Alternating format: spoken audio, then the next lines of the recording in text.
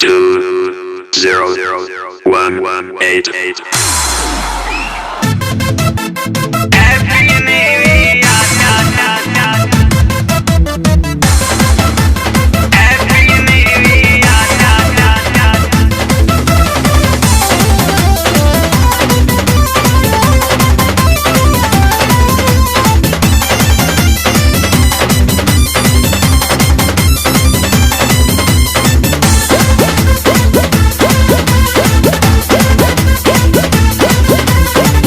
भर सब केहू जागी 200 के चंदा लागी 2000 भरी जुर्माना नया साल में घर जे भागी पीछे खेतानी में पार्टी होई कहने तन के लिया तो खा के मुर्गा पी के बियर बोलल जाई हैप्पी न्यू ईयर।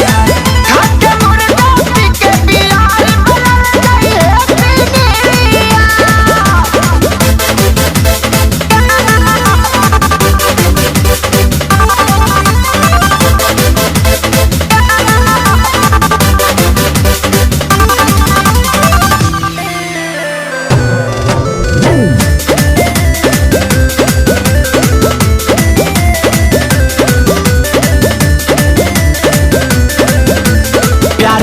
लई है मसाला लहसुन प्याज मरीच काला कोई खा लई है श्याम देहाती पवन के घरे पठाला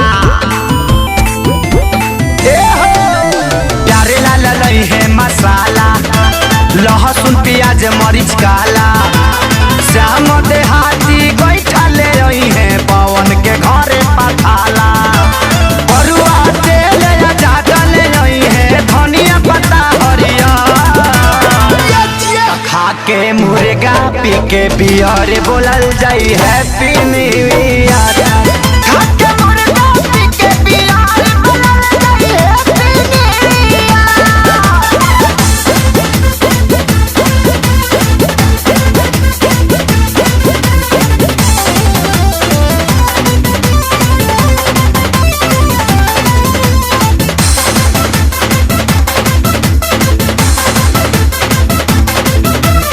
सोनू लई है पतीला मुर्गा खेसारी देसीला पंकज भैया आटा ले रही है आशीष तू करी हो न गीला आटा बियर से सुनाई।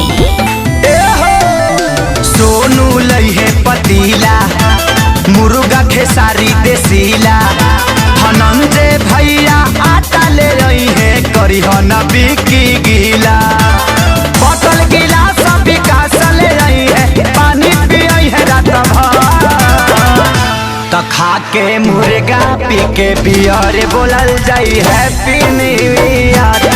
खा के मुर्गा पी के बियर बोलल जाई happy new year. Happy new year भाई लोग।